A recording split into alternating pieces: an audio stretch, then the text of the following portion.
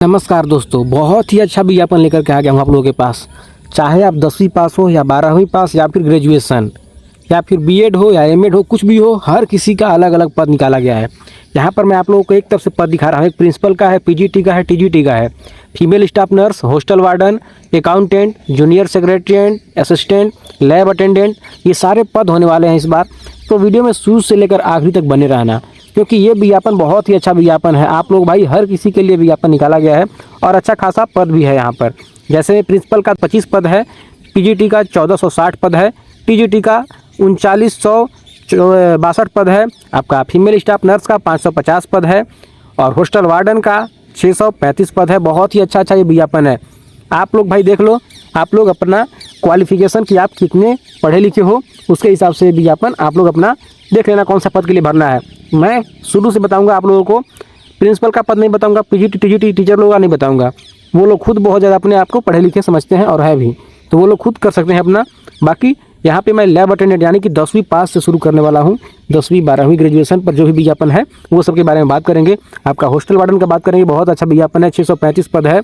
तो इसके लिए आप लोग एलिजिबल हो तो आप लोग फॉर्म जरूर भरना। पहले वीडियो को शुरू से लेकर आखिर तक देखना और जो भी लोग चैनल पर नए हो सब्सक्राइब करना और वीडियो को शेयर करना अपने सभी दोस्तों के पास। आप लोग सब एक साथ फॉर्म भरो और अच्छे से मिलकर तैयारी करो। तो यहाँ पर मैंने आपको पद टोटल दिखा दिया और पदों की टोटल संख्या है 7267।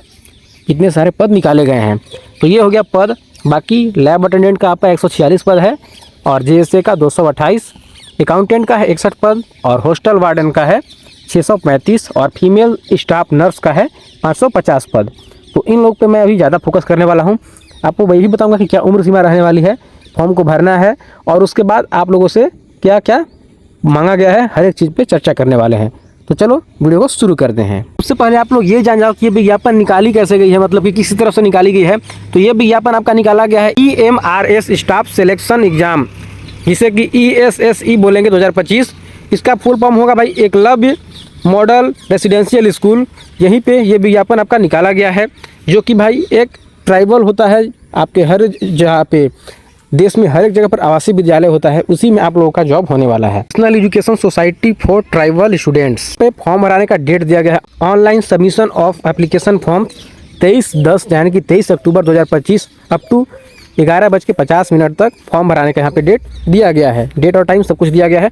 बाकी फॉर्म भरने में आपको किस तरीके से पेमेंट करना है, तो फॉर्म भरने में आपको ऑनलाइन मोड में पेमेंट करना है। ठीक है, यहाँ पे सबका अपना अपना दिया गया है कैटेगरी वाइज कि कौन सी कैटेगरी को किस पद के लिए कितना फ़ी जमा करना है। तो यहाँ पे देखो, आपका भाई जो नॉन टीचिंग पद होने वाला है उसमें 500 रुपये लगने वाले हैं। किसके लिए? SC ST और PWD के लिए। बाकी अपना आप लोग ये खुद देख सकते हो, इसमें कोई ज़्यादा दिमाग लगाने की आवश्यकता है नहीं। ठीक है, तो अब ये फ़ी की बात हो गई। अब यहाँ पर क्या दिया गया है उस पर चर्चा करते हैं।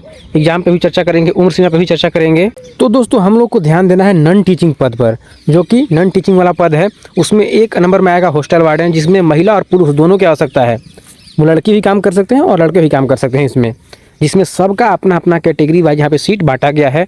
चाहे वो अनरिजर्व हो, EWS हो, OBC हो, SC हो, ST हो, भाई विकलांग हो, हर किसी का अपना अपना पद यहाँ पे बांटा गया है। तो आप लोग इसे अच्छे तरीके से रीड करने के लिए टेलीग्राम पे चले जाओ। ये मैं टेलीग्राम पे आप लोगों को दे रहा हूँ, वहाँ से जाकर इसे आप लोग डाउनलोड कर सकते हो। बाकी इसे स्क्रीनशॉट भी ले सकते हो। आपके स्क्रीन पे जो दिख रहा है इसे स्क्रीनशॉट ले लो, इससे आपको पता चल जाएगा कि आप लोग के लिए कितने सारे पद यहाँ पे रहने वाले हैं। ठीक है, तो ये रहा पदों का विवरण। अब बात करते हैं पैसे की। भाई मान लो फॉर्म भरोगे, सबसे पहले तो आपको इच्छा होगा कि सैलरी कितनी मिलेगी। आखिरकार आवासीय विद्यालय में मैं काम करूंगा तो मुझे सैलरी कितनी मिलने वाली है। तो भाई साहब अच्छी खासी सैलरी है। सबसे लोअर पोस्ट की बात करते हैं लैब अटेंडेंट की, जिसमें RS1 यानी कि लेवल 1 का आपको भाई यहाँ पे मिलने वाला है 18,000 से 56,900 रुपये तक सैलरी। ये आपका कितना रहने वाला है?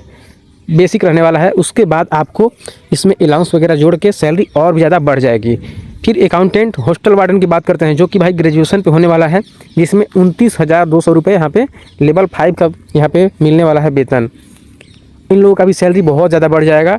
ठीक है, तो आप लोगों का ये सैलरी हुआ, इसे भी चाहे तो आप स्क्रीनशॉट ले सकते हो। एग्जाम की तो भाई स्कीम ऑफ एग्जामिनेशन, जिसमें मोड ऑफ एग्जामिनेशन होने वाला है आपका पेपर बेस्ड पे होने वाला है, यानी कि OMR होने वाला है। OMR बेस्ड पे आपका एग्जाम होगा, ऑफलाइन मोड में एग्जाम लिया जाएगा। इसमें सभी पद का अपना अपना अलग अलग सिलेबस भी रहेगा, तो आप लोग अपना अपना सिलेबस देखो।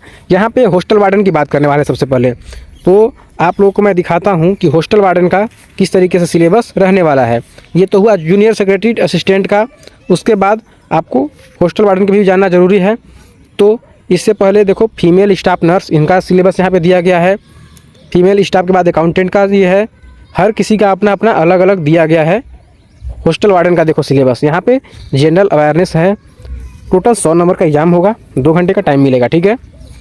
General awareness, reasoning ability, knowledge of ICT, quantity aptitude, बाकी आपका लैंग्वेज होगा यहाँ पे general English, general Hindi and regional language की आवश्यकता पड़ेगी, 10 नंबर का होने वाला है। ये हुआ आपका हॉस्टल वार्डन का सिलेबस। उसी तरीके से अकाउंटेंट का सिलेबस, उसी तरीके से फीमेल स्टाफ नर्स का सिलेबस होने वाला है। पद के हिसाब से सिलेबस थोड़ा लोअर हो जाएगा। जैसे में सबसे लास्ट में जो पद आएगा वो होगा लैब अटेंडेंट, तो लैब अटेंडेंट का और भी ज़्यादा लोअर पोस्ट हो जाएगा। तो लोअर पोस्ट के हिसाब से इनका सिलेबस भी थोड़ा लो हो जाएगा। देख लो, इनका रीजनिंग एबिलिटी रहेगा, क्वांटिटी एप्टीट्यूड रहेगा, जनरल अवेयरनेस रहेगा, basic knowledge of computer operation, फिर लैंग्वेज कॉम्पिटेंसी टेस्ट यानी कि जनरल इंग्लिश और जनरल हिंदी के टेस्ट होगा, जिसमें 10 नंबर के ये प्रश्न पूछे जाएंगे और हर एक प्रश्न का 1 नंबर मिलेगा आप लोगों को। 2 घंटे का समय मिलने वाला है, 100 प्रश्न रहने वाले हैं। तो ये हुआ आपका सिलेबस, ठीक है। अब सिलेबस के बाद आगे चलते हैं इसमें कि निगेटिव मार्किंग रहेगी कि नहीं। बिल्कुल रहेगी। आपको भाई काट दिया जाएगा 1/3 के हिसाब से, आपका नंबर काट दिया जाएगा एक गलत करने पर। अलग क्वालिफिकेशन रहेगा और अलग अलग भाई उम्र सीमा भी रहेगी। तो वो चीज़ तो अभी तक आप लोग जाने नहीं। देखो, सबसे शुरुआत करते हैं लैब अटेंडेंट से, जिसमें अप टू 30 ईयर्स यहाँ पे एज बोला गया है।